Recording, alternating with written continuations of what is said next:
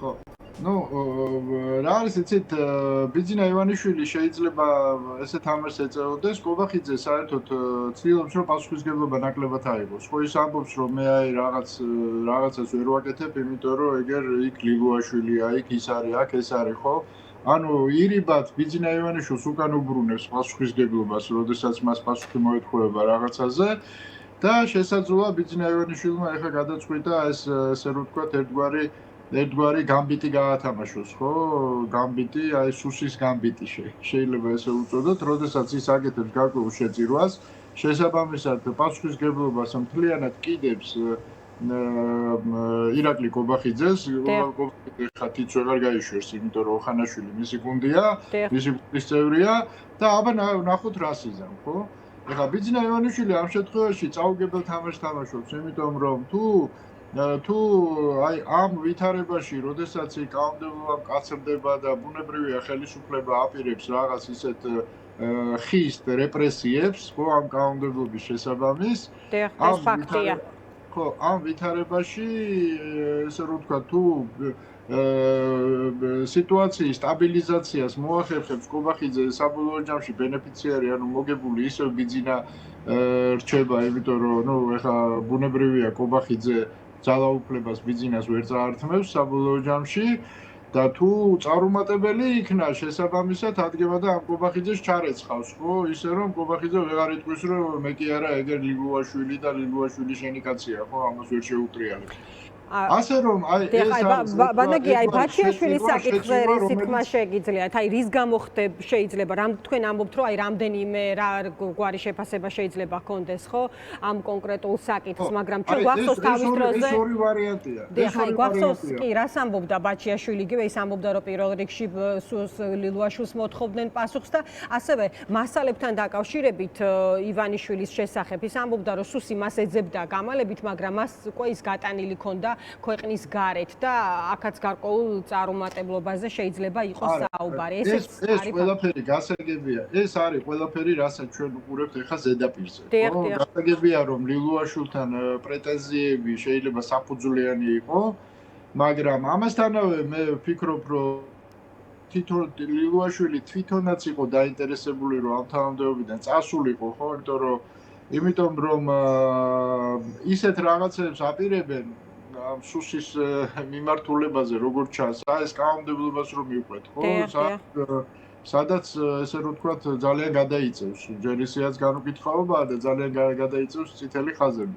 შესაბამისად, ეხლა სუსის ხელმძღვანელობა ესეთ პერიოდში ნიშნავს, რომ საშვილიშვილოდ უნდა მოიკვეთო ფეხი ფაქტობრივად შენ და შენ მას თანამამავლობამ ამ ქვეყნიდან, ხო? ისეთი რაღაცები ექნება საკეთებელი.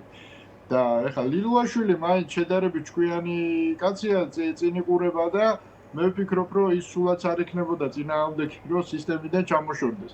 მეცაც გეტყვით, აი რეგიონული სამინისტროს უფროსობიდანაც მე რატომაც მგონია, რომ თვითონ მოახდენდა პროვოცირებას იმისა, რომ იქაც არ დანიშნულიყო, ხო? ეხლა პირდაპირ უარს ვერ ამბობს, ეხლა სისტემიდან გასვლა ესე ადვილი არ არის, მე ეს კარგად ვიცი, ხო? ასევე არსებული ინფორმაციით მას თავაზობდნენ, მაგრამ უარს ამბობდა პრემიერობაზეც, ხო? თუ გახსოვთ ამაზეც საუბარი. რა თქმა უნდა, მე გეტყვით, რომ ჩემი გამოცდილებით გეტყვით, ხო? მე ეხლა გარიჟრაზე სულ 6 თვე ვიყავი სისტემაში, მაგრამ მეც კი ძალიან გამიჭირდა სისტემიდან გამოსვლა და ეხლა ლილუაშვილისთვის ეს ძალიან რთული იქნებოდა, თუმცა დარწმუნებული ვარ, რომ მას ამის სურვილი ჰქონდა, რომ აცდეს აი ამ სასანქციო ამბებს და ამ შემდეგ და რაც უშუალო შეირჩინოს რაღაცნაირად, ხო?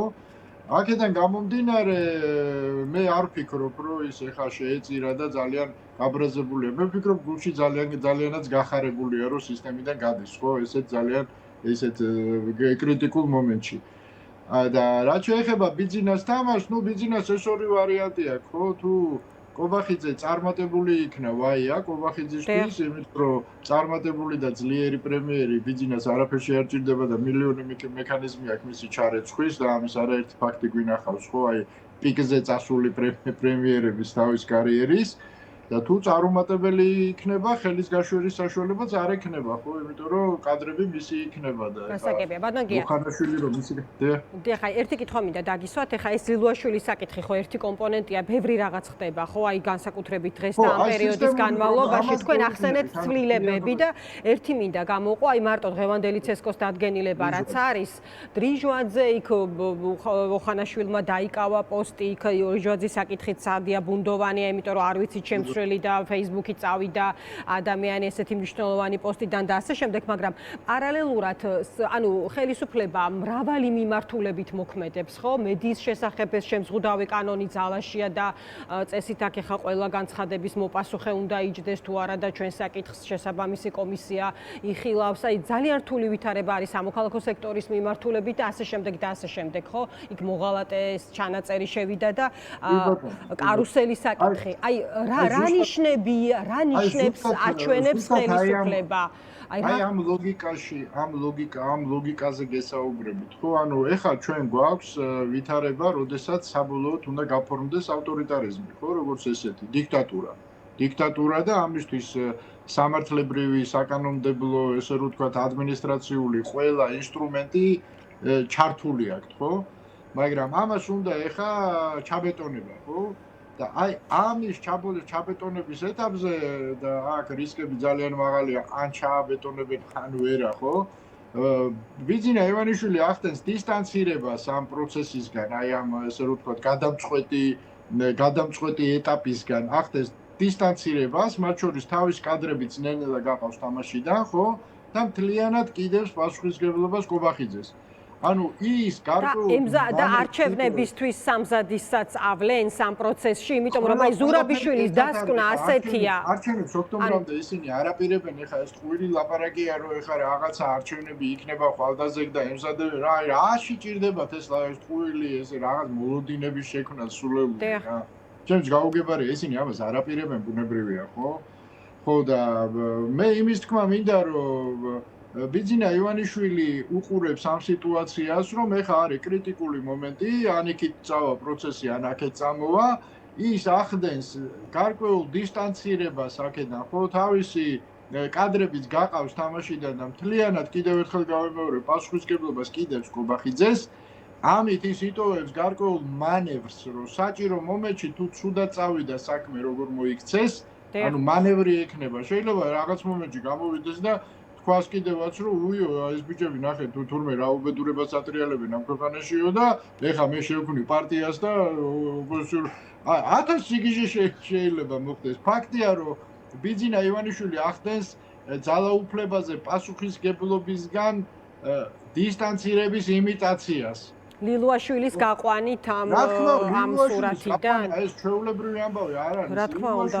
მეშვეობით ბიძინა ივანიშვილი უსმენდა კობახიძესაც. ისე რომ კობახიძემ ეს არ იცოდა, ხო? ბუნებრივია, ხო, ლილუაშვილი იყო პირდაპირ დაქვემდებარებაში ივანიშვილთან და ეხლა ფაქტობრივად იმის დანიშვნით, რა ოხანაშვილის დანიშვნით მოხდა იმის იმიტირება, რომ ძმაო, შენ სუსი. ანუ ეხლა თეორიულად შეუძლია იმასე კობახიძეს მოусმინოს ბიზნეს, ხო? პირიქით, ხო? მაგრამ რეალურად ესე არ იქნება ბუნებრივია, ხო? იმიტომ რომ ბიზნეს ისე ღრმათა აქვს იქ ფესვები გადგმული, რომ იქ მეორე მესამე პირები ისეთები ყავს, რომ კობახიძე და ოხანაშვილი 100 წელი ვერ გაიგებენ ამას, ხო? აქედან გამომდინარე, ეს არის ბიზნეს, აი ამის დიდო სტატია, ესე თამაშები ვშვეურად იცის, ხო? აი ორ სცენარზე რო ლაპარაკობს დღეს იყო, ხო? სცენარი თუ წარმატებული იქნება რაღაცნაირად, ესე რომ ვთქვათ, ეს არის ერთი სცენარი და თუ წარუმატებელი იქნა, მაშინ შეახოცავს ხელს და ესე რომ ვთქვათ, დააბრალებს იმას ყველაფერს და მორიგ პრემიერ-მინისტრს ცოტა დავარცხნილს, აი დავითაშვილისნაირ შემოგთავაზებს, ხო? ასე რომ ბიზნა გარკვეულ მანევრს იტოვებს ამ გადაადგილებებიდან. იმიტომ რომ სულში რომ მისი კაცი დარჩენილიყო, წარუმატებლობის შემთხვევაში კობახიძე ყოველთვის ეტყოდა რომ მე რა ვქნა ეგერ შენი ლილუაშვილია და აი ეს რაღაცას ვერ აკეთებს ან შენი და არ უნდა გამოვრიცხოთ რომ მათ შორის ბაჩიაშვილზეც ასეთი იყო მისი პასუხი და ახსნა? რა თქმა უნდა, ესე იქნებოდა, მე ამას დარწმუნებული ვარ. ჩვენ თეორიულად გომელაურის წასვლაც აღარ უნდა გამოვრიცხოთ ეხა, ხო? იმიტომ რომ გომელაურია ეხა ბოლო ბმა, ხო აი ესეთი ლეგალური ბმა ბიძინა ივანიშვილის კადრებთან. აი გომელაურის თუ წავიდა, მაშინ ყველაფერი დაალაგდება ისე რომ კობახიძე სულ რამდენიმე თვეში ძალიან მძიმედ დაამთავრებს მთელი თავის გუნდიანა ჩაირეცხება, ხო? აი ეს არის ბიძინა ივანიშვილის გარკვეული ტაქტიკური თამაშები. ტაქტიკური თამაშები, რაშიც ის ძალიან ძლიერია და ეხა კობახიძე ეხა არის ის ეტაპი საქართველოს ისტორიაში, როდესაც მხოლოდ პოლიტიკურ სოციოპატს შეუძლია იმ სიბინძურეების კეთება. ხო, სიბინძურეების კეთება, რის გაკეთებას აპირებს, ხო, რომ ავტორი ძალაუფლების აბსოლუტიზაციის და ეს ვინ არის? კობახიძეა მთავარი სოციოპატი ამ ქვეყანაში და არის ამასთანავე ბიძინას ექსპერიმენტის მსხვერპლი, ხო? ეხა ტრაგიკული პიროვნებაა, თქვენ არ გეგონოთ კობახიძე ბედნიერი იყოს, ხო? იმიტომ რომ არანაირი ადამიანური მას არ აქვს, ადამიანური რაღაც ესე რომ ვთქვათ ისინი რომ ან სვავდეს ან ქალებს დადიოდეს რაღაც სხვა, ხო? არის რობოტი აბსოლუტური, ხო, რომელიც სიამოვნებას ხედავს აი ამ ესე რომ ვთქვათ პათოლოგიურ ძალაუფლების იმიტაციის ფლობაში, რეალური ძალაუფლება მას რა თქმა უნდა არასოდეს არ ექნება. აი ესეთი ადამიანია, ბიძინამ ხო კასრში კაცი-ჭამია ვირთხების გამოყვანა ისწავლა და 10 წელია ეს ვირთხები გამოიყვანა, ხო? გამოიყვანა ეს ვირთხები, მაგრამ ვიღაცა გრძელვადიან თამაში ყავს, ვიღაცა რაღაც ესე რომ ვთქვათ სიტუაციურად იყენებს. აი ესე ჩაკრის ყველას კარში, მე ვინ შეჭამს, კობახიძეს აძლევს იმას, რომ ყველაზე მაგარი ვირთხა იყო, ყველაზე სხვა ვირთხები შეჭამა იმ კასრში რა, დიდი ვირთხა გამოვიდა და კობახიძე ამ კაცჭამია ვირთხის როლს ძალიან კარგად ირგებს. მაგრამ საბოლოო ჯამში პატრონი ხო სხვა არის, ხო? ის ვირთხაც მასზეა დამოკიდებული და ვირთხამ ეს არ იცის. აი ეს არის პრობლემა. გასაგებია. დიდი მადლობა. მადლობა ბატონ გია, დაგემშვიდობებით. გია ხუხაშვილი საუბრობდა დღის ამ